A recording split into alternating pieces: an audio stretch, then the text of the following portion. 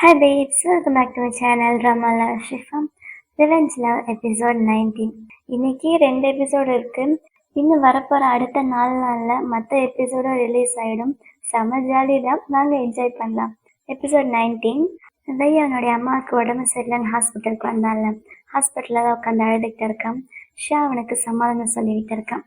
நீ ஏன்டா அழுவுற? இப்போதான் நீ நல்லா சம்பாதிக்கிறல்ல, கண்டிப்பாக உங்கள் அம்மாவுக்கு முடிஞ்ச அளவுக்கு உன்னால் நல்ல ட்ரீட்மெண்ட் கொடுக்க முடியும்.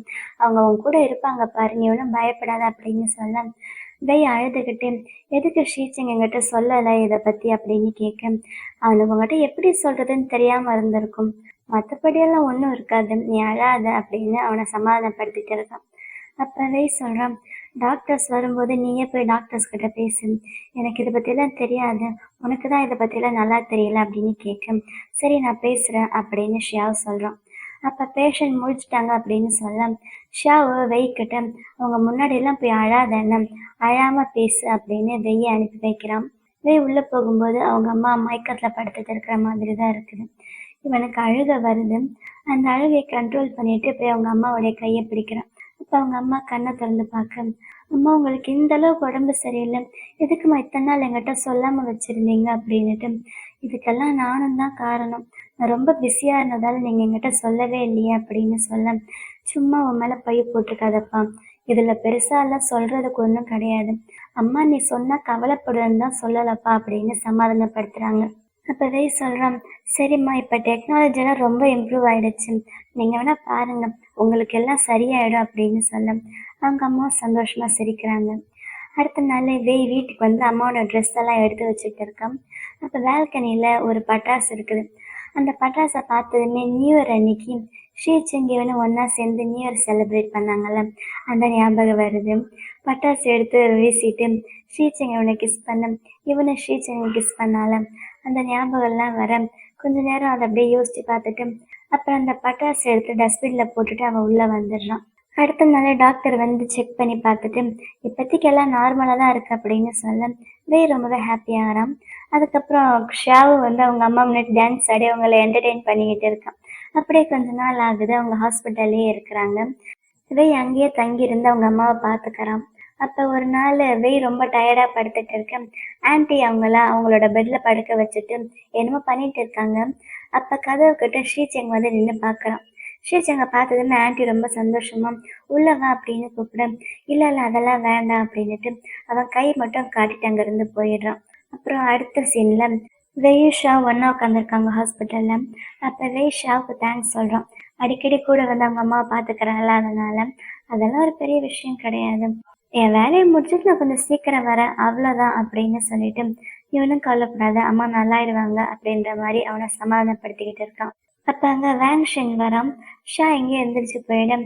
வேங்ஷனும் உங்கள் அம்மா பற்றி கேள்விப்பட்டேன், அதான் இங்கே வந்தேன் அப்படின்னுட்டு, எனக்கு ஒரு ஃப்ரெண்டு இருக்கான், அவள் இந்த பேன்க்ரியாட்டிக் கேன்சரில் தான் ஸ்பெஷலிஸ்ட்டு, நான் அவனை வர சொல்லியிருக்கேன், நாளைக்கு அவன் வருவான் அப்படின்னு சொல்ல ரொம்பவே சந்தோஷமாக அவன் கையை பிடிச்சி தேங்க்ஸ் சொல்கிறான்.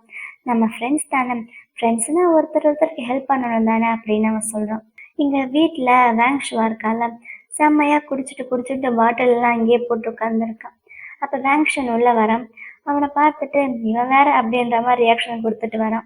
என்ன பண்ணிட்டு இருக்க நீ அப்படின்னு வேங்ஷன் அவனை பார்த்து கேட்க, எனக்கு பிரேக்கப் ஆயிருக்குது, என்னை பார்த்தா உனக்கு எப்படி தெரியுது, நீ இந்த மாதிரி இருந்தால் உனக்கு தெரியும் அப்படின்னு சொல்ல, இந்த மாதிரி சுச்சுவேஷனில் நான் எப்பயுமே இருக்க மாட்டேன் அப்படின்னு வேங்ஷன் சொல்கிறான்.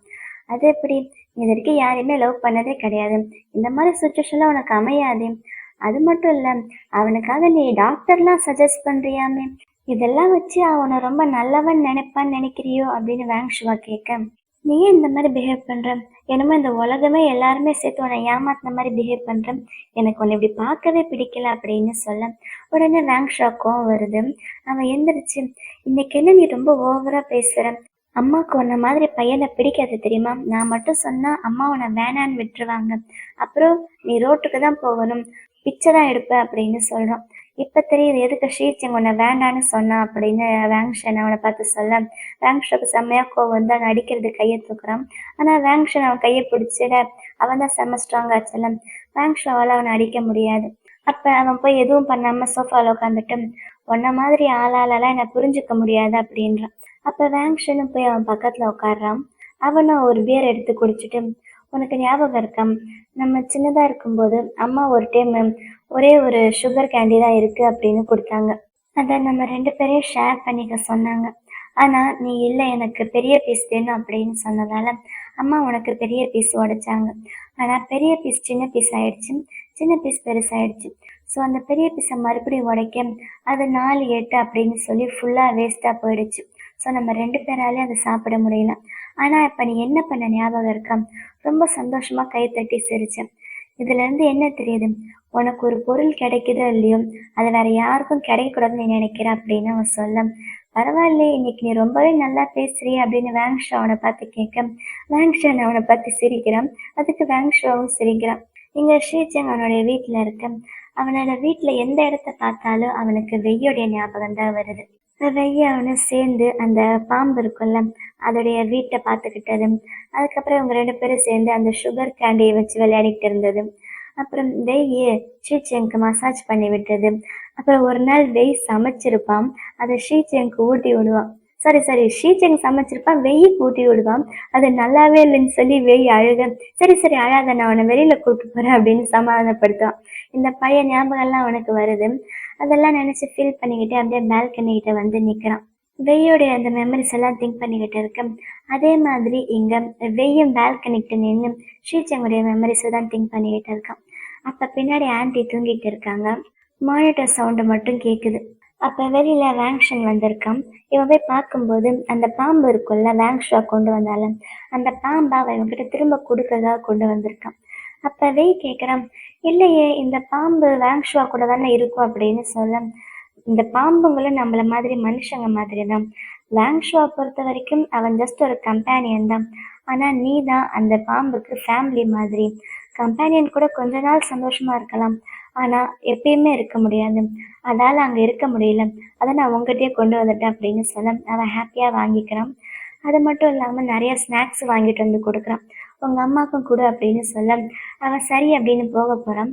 அப்ப வேங்ஷன் அவனை கூப்பிட்டு, நான் இங்கிருந்து கிளம்ப போறேன், போகும்போது வேங்ஷாவை என் கூட கூட்டிட்டு போயிடுவேன் அப்படின்னு சொல்ல, சரி நீ திரும்ப வரமாட்டியா அப்படின்னு கேட்குறான். வருவேன் அப்படின்னு அவன் சொல்ல, சரி நீ திரும்ப வரும்போது அப்ப எனக்கு குங்ஃபு கத்துக்கொடு அப்படின்னு வெய் சொல்ல, அவனும் சரின்னு சொல்றான். அப்புறம் வெய் போனதுக்கு அப்புறம் வேங்ஷன் யோசிக்கிறான். வெய் மாதிரி ஒரு ஆள் ரொம்பவே ஸ்ட்ராங்கானவன். அவனுக்கு ஷீச்சிங் தேவையான செக்யூரிட்டி கொடுப்பான். ஆனா வேங்ஷாக்கு தேவையான செக்யூரிட்டி நம்ம தான் கொடுக்கணும் அப்படின்னு அவன் மனசுக்குள்ள தோணுது. ஆக்சுவலாக சீரீஸில் தான் காமிச்சிருக்காங்க. ஆனால் நாவல் படி வச்சு பார்க்கும்போது வேங்ஷுவாக்கும் வேங்ஷனுக்கும் நடுவில் என்னமோ இருக்கும். ஏன்னா அவங்க 2 பேர் நிஜமாவே பிரதர்ஸ் கிடையாது. வேங்ஷனுக்கு வேங்ஷுவா மேலே ஒன் சைடு லவ்னு நினைக்கிறேன். இது நானா சொல்லலை, நாவலில் அப்படி தான் வரும். ஷீச்சங் ஆஃபீஸ் வந்திருக்கான். அப்போ அவன் லிஃப்ட்டுக்குள்ளே போக வெயிட் பண்ண கரெக்டாக லிஃப்ட் ஓப்பன் ஆக அந்த லிஃப்ட்டுக்குள்ளே வெய் இருக்கான்.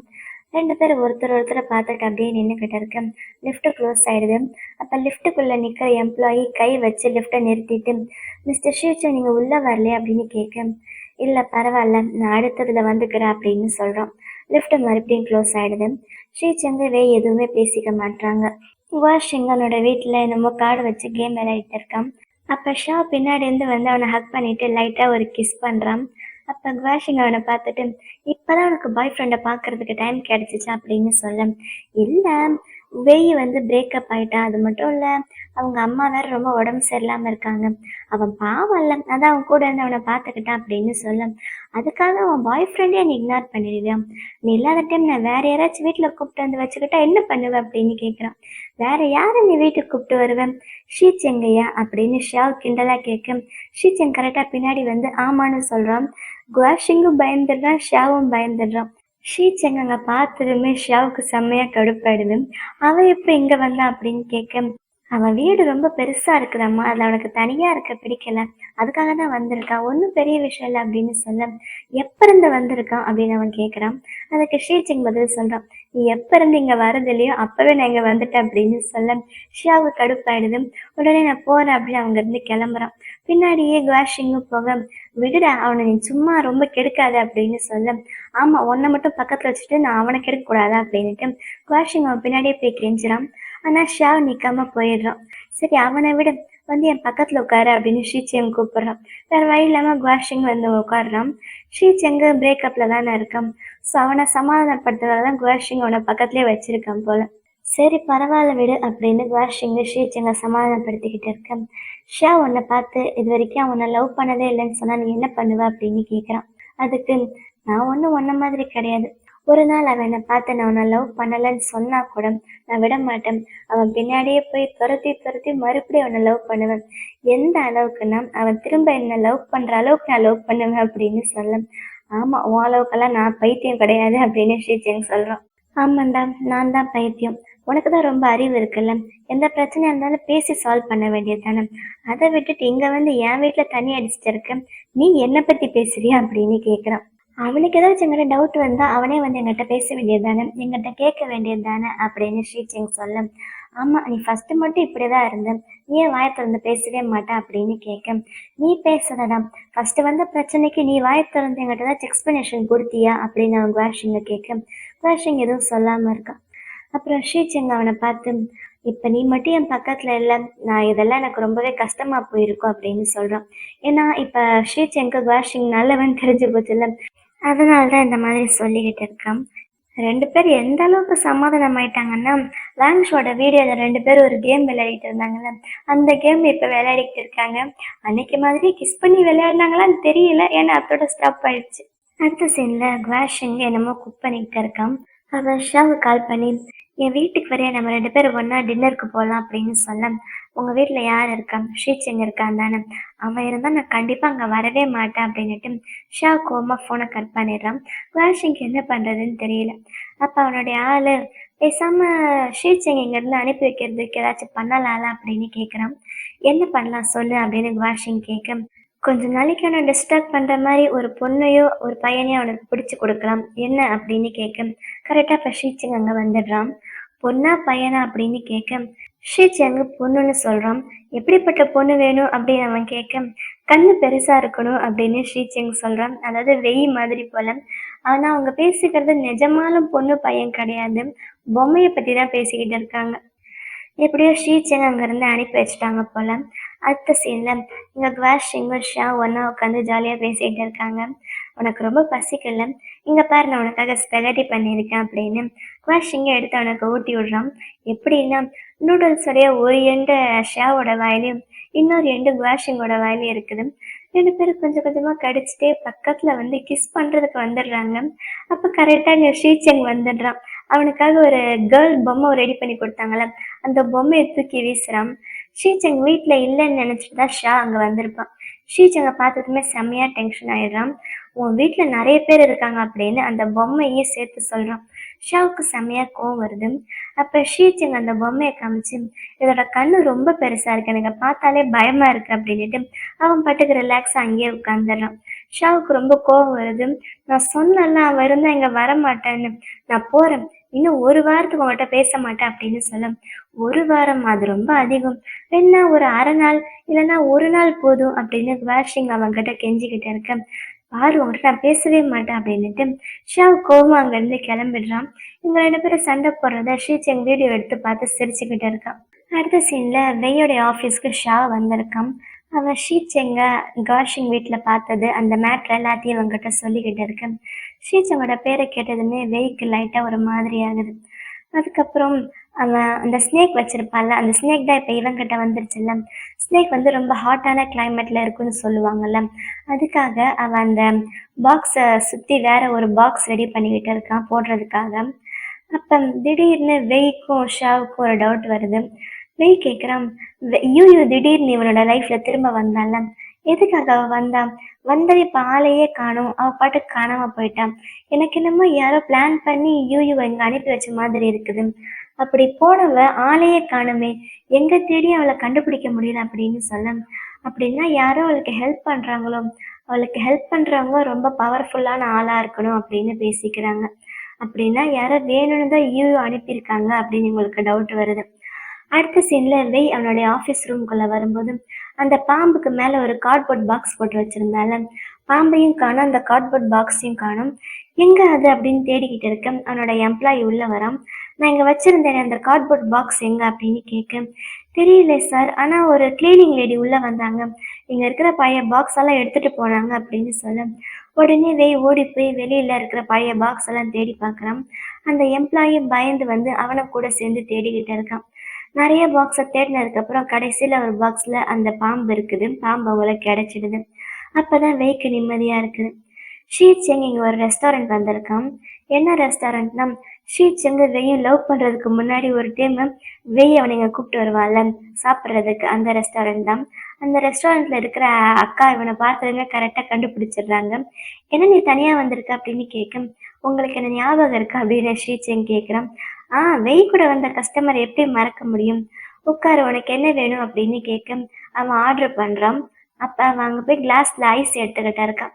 அந்த ஐஸை பார்க்கும்போது அன்னைக்கு வெய் கூட அவன் இங்க வந்தது, வெய் ஐஸ் எடுத்தால அந்த ஞாபகம் எல்லாம் வருது. அப்ப அவன் ஆர்டர் பண்ண ஃபுட்டு வந்துடுது. ஷீச்சன் காரமா சாப்பிட மாட்டான். ஆனா அன்னைக்கு வெய் மாதிரி சாப்பிட்றதுக்காகவோ என்னமோ அவன் ரொம்ப ஸ்பைசியான சில்லி சாஸ் ஆட் பண்ணி சாப்பிட போறான்.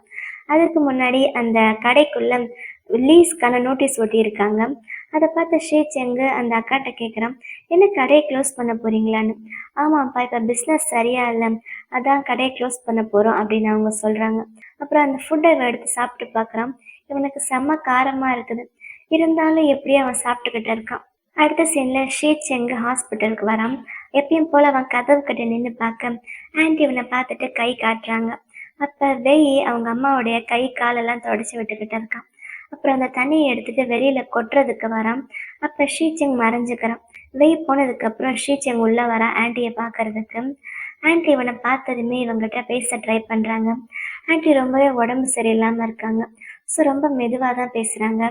ஷீ இங்க வா அப்படின்னு சொல்ல வந்து பக்கத்துல கையை பிடிச்சிக்கிறான்.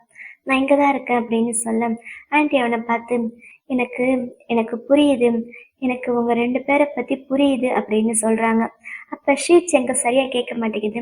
ஆன்ட்டி இன்னொரு டைம் சொல்லுங்களேன் அப்படின்னு கேட்க, எனக்கு பயமா இருக்குது, இது உங்களுக்கு ஃபியூச்சர்ல எதுவும் பிரச்சனையா வருமோன்னு பயமா இருக்குது, ஆனா நீங்க ரெண்டு பேரும் ஒண்ணா இருக்கணும் அப்படின்னு. அதாவது ஆன்ட்டிக்கு ஷீட்ஸ் எங்கும் வெய்க்கும் நடுவுல என்ன ரிலேஷன்ஷிப் இருக்கு அப்படின்னு தெரிஞ்சிருக்குது. அதை தான் ஆன்ட்டி சொல்றதுக்கு ட்ரை பண்றாங்க போல. ஷீட்ஸ் எங்கும் அது புரியுது. அப்பவே போய் அங்க டாக்டர் கிட்ட பேசிட்டு ரிப்போர்ட் எல்லாம் வாங்கிட்டு வரான். ரிப்போர்ட்லாம் கொஞ்சம் மோசமா இருக்கு போல. ஸோ வெய்க்கு அழுக வருது. அந்த அழுகையை கண்ட்ரோல் பண்ணி நம்ம ரூமுக்கு வர பரவாயில்ல ஷீச்செங் அங்கேருந்து எங்கேயோ போயிட்டான். வெய் உள்ள வந்து அம்மா கிட்ட பேசுறதுக்குள்ள அவங்க அம்மா அவனை பார்த்து நான் வீட்டுக்கு போகணும் அப்படின்னு சொல்றாங்க. வெய் சொல்றான், இல்லைம்மா இப்போதைக்கு உங்களோட ரிப்போர்ட்ஸ் எல்லாம் சரியில்லை, இப்போ உங்களை டிஸ்சார்ஜ் பண்ண மாட்டாங்க அப்படின்னு சொல்ல, இல்லை நான் எப்படியாச்சும் வீட்டுக்கு போய் தான் ஆகணும் அப்படின்னு அவங்க அம்மா ரொம்ப கட்டாயமாக சொல்ல, வெய்ய வேற வழி இல்லாமல் அவங்கள வீட்டுக்கு கூட்டிகிட்டு வந்துடுறான். ஆன்ட்டி அவங்களோட வீட்டுக்கு வந்ததுமே ரொம்ப ஹாப்பியாக ஃபீல் பண்ணுறாங்க. ரொம்ப எனர்ஜெட்டிக்காக ஃபீல் பண்ணுறாங்க. ஒருத்தவங்க இறக்க போகிறாங்கன்னா அது வந்து அவங்க சாகிறதுக்கு முன்னாடி அவங்களோட எனர்ஜி ரொம்பவே அதிகமாக இருக்கும். ஒருத்தவங்க சாகிற நிலைமையில இருக்கிறவங்க திடீர்னு ரொம்ப உடம்பு நல்லாயிட்ட மாதிரி ரொம்ப எனர்ஜெட்டிக்காக நடந்துக்கிறாங்கன்னா அவங்க சீக்கிரம் சாக போகிறாங்கன்னு அர்த்தம். தமிழ்ல ஒரு பழமொழி சொல்லுவாங்கல்ல, அணைய போகிற விளக்கு தான் நல்லா எரியும்னு. அந்த மாதிரி தான் இது மெடிக்கல் ஃபீல்டுலேயே சொல்லுவாங்க. இது உண்மைதான். அதே மாதிரி ஆன்ட்டி வீட்டுக்கு வந்ததுமே ரொம்ப எனர்ஜெட்டிக்காக ஃபீல் பண்ணுறாங்க. அதுக்கு என்ன அர்த்தம்னா ஆன்ட்டி ரொம்ப சீக்கிரம் இறக்க போகிறாங்கன்னு. அவங்க வேய்க்காக சமைக்கிறாங்க. அவங்க ரெண்டு பேரும் ஒன்றா உட்காந்து சாப்பிட்றாங்க. சாப்பிட்றதுக்கு முன்னாடி அவங்க அப்பாவுக்கு வச்சுட்டு ரெண்டு பேரும் உட்காந்து சாப்பிட்டுட்டு இருக்காங்க. அப்போ ஆன்ட்டி அவனை பார்த்து எனக்கு எப்போ நீ மருமகளை கூப்பிட்டு வர போற அப்படின்னு கேட்க அவன் கூடிய சீக்கிரம் அப்படின்னு சொல்கிறான். ஆனால் ஆன்ட்டிக்கு தான் விஷயம் எல்லாம் தெரியும்ல. இருந்தாலும் ஆன்ட்டி அவங்ககிட்ட எதுவும் ஓப்பனாக கேட்க மாட்டாங்க.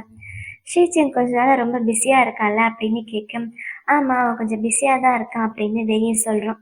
ஷீச்சிங் ரொம்ப நல்ல பையன் அப்படின்னு சொல்ல வெய்ய வேற வழி இல்லாமல் ஆமான்றான். அப்புறம் ஆன்ட்டி திரும்பி அவங்களோட ஹஸ்பண்ட் ஃபோட்டோவை பார்க்க சாப்பிடுங்கம்மா அப்படின்னு வெய்ய சொல்கிறான். அடுத்த சைடில் ஆன்ட்டி சாப்பிட்டுட்டு கார்டனில் சேரில் உட்காந்துருக்காங்க. அப்போவே பாத்திரமெல்லாம் கழுவி வச்சுக்கிட்டு இருக்கான். ஆன்ட்டி ரொம்ப ரிலாக்ஸாக சாஞ்சிட்டு அந்த கார்டனை பார்த்துக்கிட்டு இருக்காங்க. அப்போவே பக்கத்தில் வந்து என்னம்மா தூங்கிட்டீங்களா, வாங்க உள்ளே போய் தூங்கலாம் அப்படின்னு அவங்களோட கையை பிடிக்கிறோம். அவங்க கையை பிடிச்சதுமே வெய்க்கு தெரிஞ்சு போயிடுச்சு அம்மா இறந்துட்டாங்கன்னு. அவங்க கையில் வச்சுருந்த அந்த ஃப்ளவர் மாதிரி ஒரு சுகர் கேண்டி இருக்கும், அது கீழே விழுந்து உடஞ்சிடுது. வெய் அப்படியே ஷாக் ஆயிடுறான். கீழே விழுந்த அந்த கேண்டி கையில் வச்சுக்கிட்டு அம்மா உங்களை பாருங்க எப்படி இருக்கீங்கன்னு.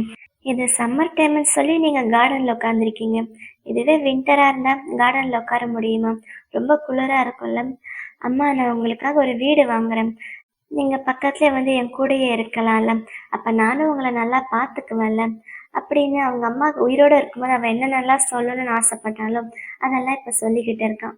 அம்மா, நான் இது வரைக்கும் உங்ககிட்ட சொன்னது கிடையாது. ஆனா நான் ஒரு கம்பெனி ஆரம்பிச்சிருக்கேன்.